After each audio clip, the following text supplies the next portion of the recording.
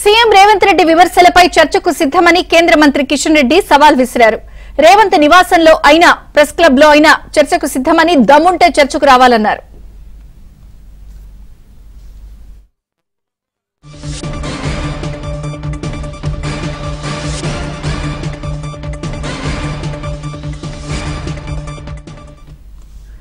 ఇక కేటీఆర్ హరీష్ ను కాపాడుతోంది రేవంత్ రెడ్డి అంటున్న కేంద్ర మంత్రి కిషన్ రెడ్డితో మా ప్రతినిధి రాజేష్ ఫేస్ టు ఫేస్. ఇప్పటికే హుజురాబాద్ దుబ్బాక ఉప ఎన్నికల్లో విజయం సాధించినటువంటి కమలం పార్టీ జూబ్లీస్ ఎన్నికల్లో తిరుగులేని విజయాన్ని సొంతం చేస్తుందామంటూ ఆశాభావం వ్యక్తం చేస్తున్నారు. దీనిపై మనతో మాట్లాడడానికి కేంద్ర మంత్రి సికింద్రాబాద్ పార్లమెంట్ సభ్యులు కిషన్ రెడ్డి గారు మనతో ఉన్నారు. సార్ చెప్పండి, అసలు ఢిల్లీకి వెళ్ళడం మానేసి మీరు కేవలం జూబ్లీస్లోనే పరిమితం అయ్యారు. ఏంటి సార్ అంటే ఉత్సాహం? మన సిటీలో ఇది మన సిటీ, మన భాగ్యనగరంలో జరుగుతున్న ఉప ఎన్నికలు మా పార్టీ అభ్యర్థి పోటీ చేస్తున్నాడు కాబట్టి ప్రచారం చేస్తా ఉన్నాను. దాంట్లో బీహార్ ఎన్నికలు జరిగిన సమయంలోనే దుబ్బాక ఉప ఎన్నికలు వచ్చాయి, ఆ సెంటిమెంట్ రిపీట్ అయింది.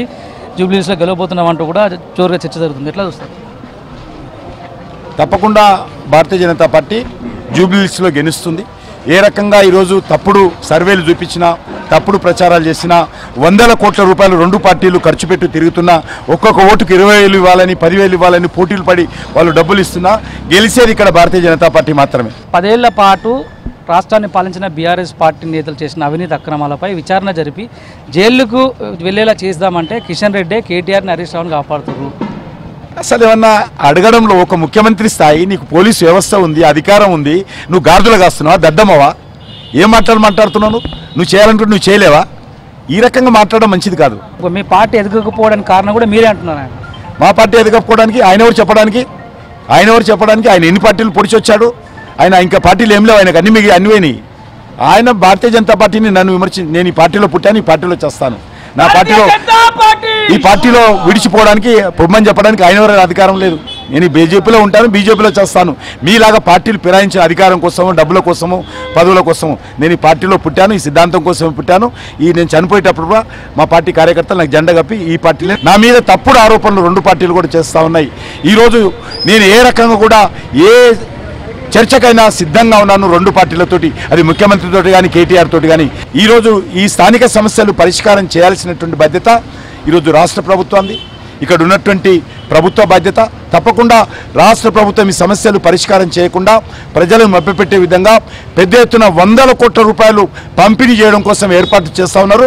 ఒక్కొక్క ఓటుకు 20,000 ఇచ్చి కొనుగోలు చేయాలని కుట్ర చేస్తూ ఉన్నారు. నేను ప్రజలను కోరుతా ఉన్నాను, 20,000 తీసుకొని ఓట్లు వేసుకొని అమ్ముకుంటే మళ్ళీ మనకు మిగిలేది డ్రైనేజే. 20,000 తోటి ఓట్లు మనం అమ్ముకుంటే మనకు మిగిలేది గోతులు పడ్డ రోడ్లే. ఈరోజు కనీస సౌకర్యమైనటువంటి పరిస్థితి, వెలగనటువంటి వీధి లైట్లు. ఈ సమస్యల పరిష్కారం కోసం మనం ఈ రెండు పార్టీలకు బుద్ధి చెప్పాలని నేను జూబ్లీహిల్స్ ప్రజలను కోరుతా ఉన్నాను. కాంగ్రెస్ పార్టీకి, కేటీఆర్కు, రేవంత్ రెడ్డికి, బీఆర్ఎస్ పార్టీకి నేను సవాల్ చేస్తూ ఉన్నాను. తెలంగాణ గత 2014 ఏర్పడిన తర్వాత నరేంద్ర మోడీ గారి నాయకత్వంలో మేము తెలంగాణకి ఏమేం చేశామో ఖచ్చితంగా ఎక్కడికి రమ్మంటే అక్కడికి, అది ముఖ్యమంత్రి ఇంటికి రమ్మంటాడా, లేకపోతే హైదరాబాద్లో ప్రెస్ క్లబ్కు రమ్మంటాడా, మరి కేసీఆర్ దీనికి చర్చకు వస్తాడా? కేసీఆర్ తోటి చర్చకు సిద్ధంగా ఉన్నాను, రేవంత్ రెడ్డి చర్చకు సిద్ధంగా ఉన్నాను.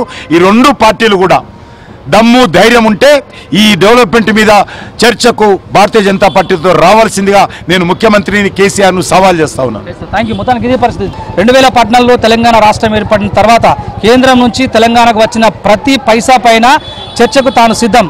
ఈ చర్చకు కాంగ్రెస్ పార్టీ నుంచి రేవంత్ రెడ్డి ముఖ్యమంత్రి హోదాలో వస్తారా, బీఆర్ఎస్ పార్టీ నుంచి ఆ పార్టీ అధ్యక్షుడిగా కేసీఆర్ వస్తారా? సమయం వాళ్ళు చెప్పినా సరే, తను రమ్మన్నా సరే, అది సోమాజిగూడ ప్రెస్ క్లబ్కైనా వచ్చేందుకు సిద్ధంగా ఉన్నారు. కాంగ్రెస్ పార్టీ ముఖ్యమంత్రి హోదాలో రేవంత్ రెడ్డి ఇంటికి వచ్చేందుకైనా చర్చకు సిద్ధంగా ఉన్నానంటూ ఇరు పార్టీలకు, కాంగ్రెస్ పార్టీకి, టీఆర్ఎస్ పార్టీకి, ముఖ్యమంత్రి హోదాలో రేవంత్ రెడ్డికి, పార్టీ అధ్యక్షుని హోదాలో కేసీఆర్కు, ఇద్దరికి కూడా కిషన్ రెడ్డి సవాల్ విసిరారు. Vote studio.